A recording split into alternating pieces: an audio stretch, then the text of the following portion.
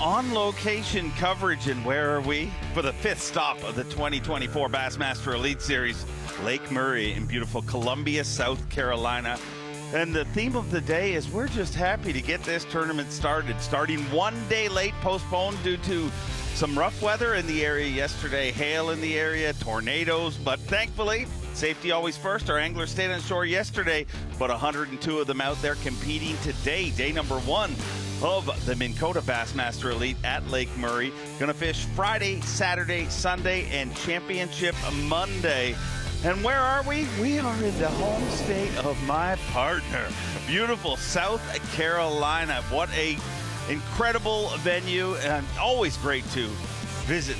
Is it South Kakalaki? Is that what they say, Davey? Absolutely, South Kakalaki. Well, it's good to be in South Kakalaki, and especially Lake Murray. Last year was one of the most talked about events, one of the most popular events with our anglers, just simply because of how special this body of water was, or is, and was last year. I mean, you had anglers crossing the stage that were referring to points as aquariums. There's so many fish there, and I'm joined by two-time Angler of the Year, Bassmaster Classic champion, and Mr. South Carolina, Davey Height.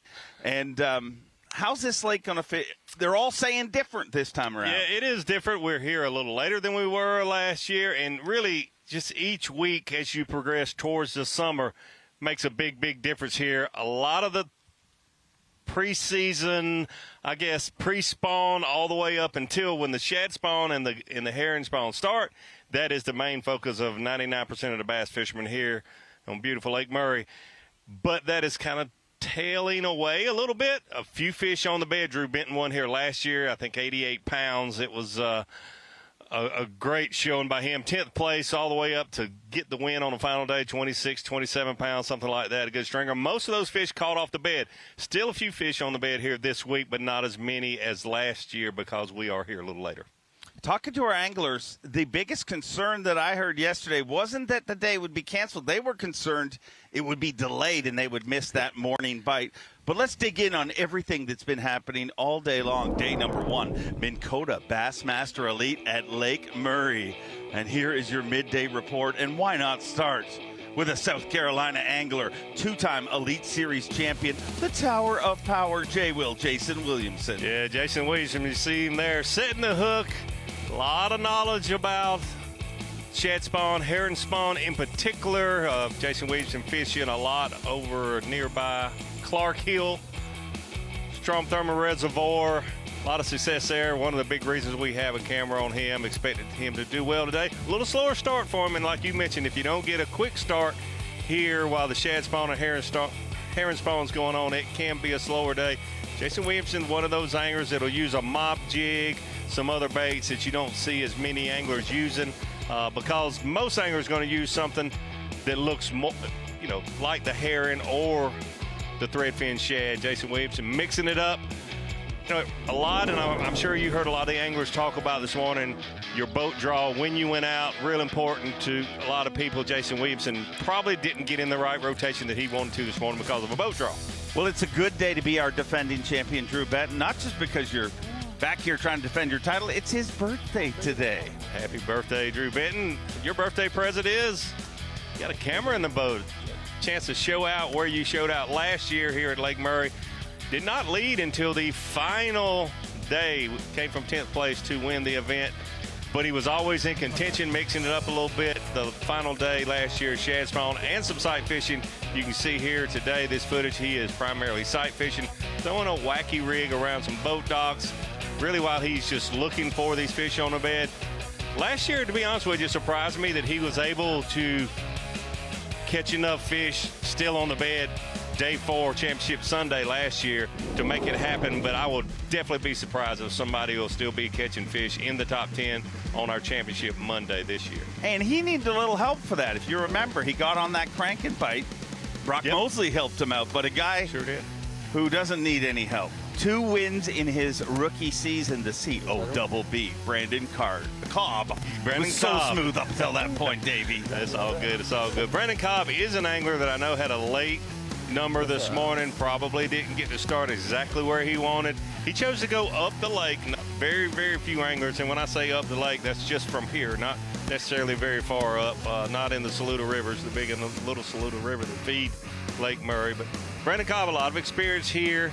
More at Lake Hartwell, we've seen him win there. He's fished his whole college career. You know, he was going to Clemson University, fishing Lake Hartwell. Fishes Lake Murray occasionally, but not as much as some people think. Had a top 10 here last year.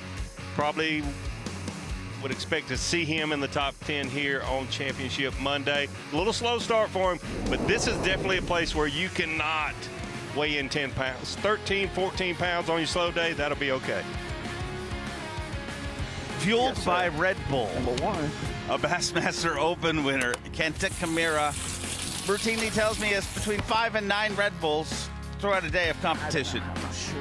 That absolutely amazes me. It amazes me that his body can stand that. I mean, he honestly says that he drinks 6 to 8 Red Bulls a day some days. It's absolutely incredible. And I don't think he eats anything, just fuels on the Red Bull. But no surprise to see Kenta doing well here today. 14 pounds, 11 ounces unofficially. I was out on the water this morning, saw him quite a bit. He really, a lot of the anglers that come here just like, I don't get the herring spawn and these lakes that have these blueback herring in them. Kenta Kimura is certainly one of those. Expect him to have a good solid limit every day. That's why we have a camera with him. Good finish here last year. He really seems to understand it. When I see anglers, just because I was raised here, when I see anglers on places, some you see, well, they're kind of trying to figure it out, and some they're dead on it. They're dead on where those fish are and where those blueback herring will be. Kenta Kimura, I saw him in 2 or 3 places this morning. He was dead where he needed to be, dead on those parts of the points where those blueback herring spawn. Kenta told me it was key that he would figure him out today. He said, last year I struggled on day 1. It took me till day 2 to figure him out. But this guy, it took him, what 2 hours to figure this sport out? Unbelievable. 5, 6 years in the Elite Series now. 4 Bassmaster wins, 3 Century belts, and he's in his home state. You know what he wants. Yeah, absolutely. Patrick Walters has certainly got a lot of experience here. You mentioned just some of his victories and accomplishments he's had at such a young age. One other was a college national championship right here at Lake Murray. So a lot of success here also. With a young Geddes Brandon, I believe. Oh, yes, absolutely. And that says something in itself. Let's just leave it at that for them to win a college national championship. Patrick Walters, an incredible career, is in a 2-way tie with Steve Kendi for active Elite Series anglers with the most Century belts. And just to see how focused he is, I talked to him before Texas, and he was like, I know there's going to be some available. I need to get that. Like, it's when you look at his resume, it really doesn't look real. It looks fake. Like, if he continues at this pace, he'll be one of the all-time greats to ever do this. Yeah, he will. He's at a fantastic pace. And you have to think that it's going to happen. He has had success at every single level, and he's still very young, and he likes to learn new techniques, when he started in the college, in the high school, not a lot of forward-facing going on. He has certainly learned that and uses that when he needs to, not so much here this week. And just when you think Patrick Walters is impressive, along comes our current Progressive Bassmaster Angler of the Year leader, Dakota Lithium Rookie of the Year leader, and the youngest angler ever to win an Elite Series event. At only 19 years old, and he's got 19-1 in the boat today. Life is good to be Trey McKinney. Yeah, absolutely. Just a great start for him this morning. He got 5 fish in his live well very early, and he's just been upgrading, and he's done a good job at it. He was around a lot of other boats. Patrick Walters was just a few hundred yards from him. One section of the lake is really, really playing this week, and Trey McKinney and Patrick Walters certainly were in that section of the lake this morning. Well, let's not leave Trey McKinney. Let's get out on the water with him live right now. It is, the only time I see a fold in his, any kind of, not perfectly professionalism is in the morning. He's just a regular teenager. He's got bedhead. He's a mess before he's an energy drink. But after that, he basically turns into he's AI. I think he was designed in the cyberverse, and he's just here to win everything. Yeah, he absolutely is doing an unbelievable job. We were talking before we came on live about how incredible it is to be 19 years old and have the success he's had. I didn't realize he was that big.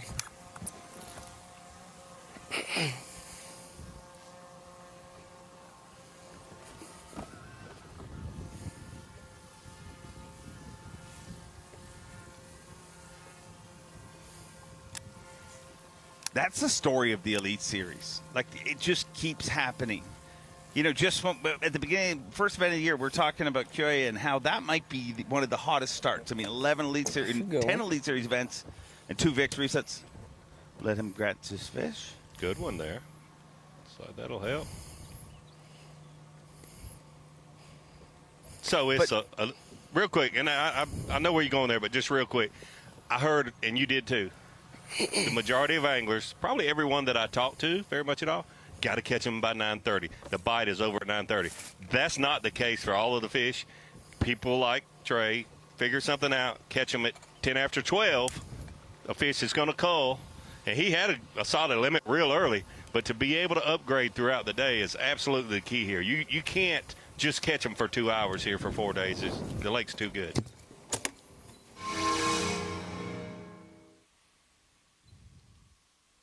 But go ahead with your thought. That's great.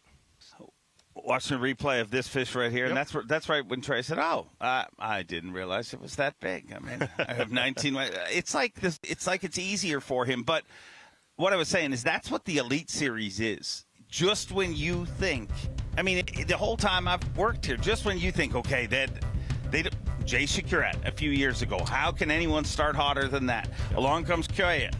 And then the very next event, we start seeing Trey McKinney, and what we've seen since then, it's unbelievable. I believe within 10 years we'll have 12-year-olds out here, Davey. 12-year-olds with jetpacks. So. Maybe so.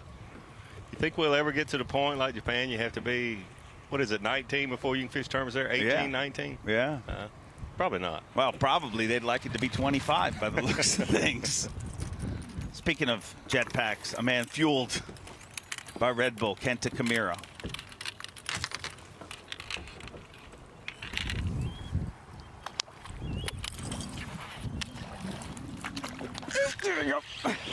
That's how it works. Oh, I don't know. He might be a striper. You look. Oh no, no, no, no. That's a big. All right, yes, sir. That's 3. I just threw it right in front of the face. Oh.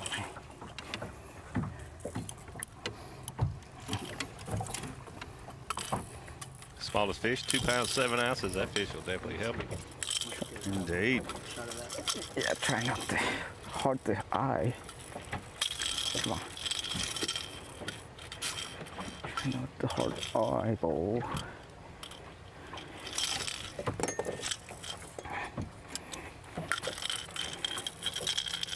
Dang. All right.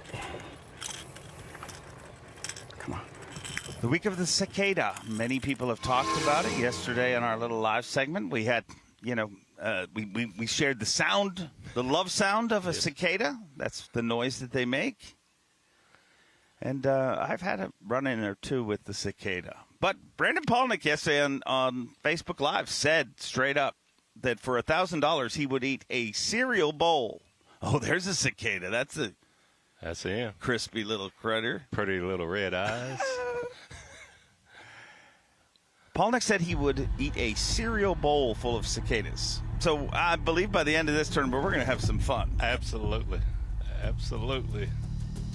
Oh, deviled egg with cicadas. That is a delicacy in South Carolina. Is it not, Davey Height? Maybe.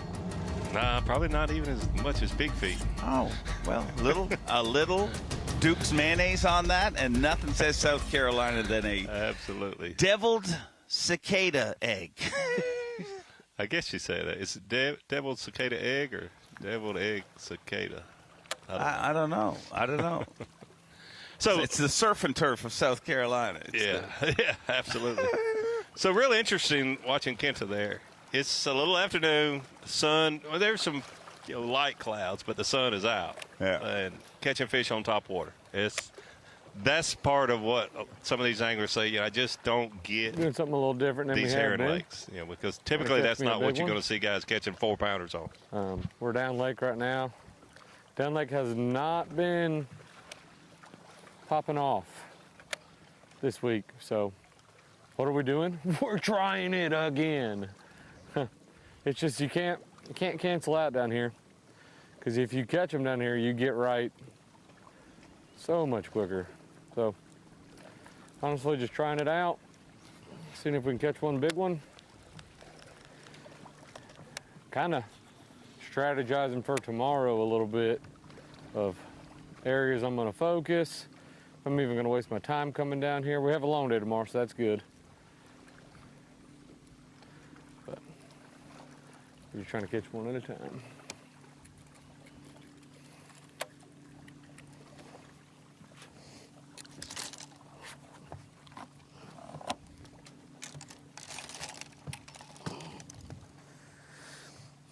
That is, as you said, Davey, and as this tournament, like, I mean, you can't just live. Like, can somebody win this on simply the morning play? No.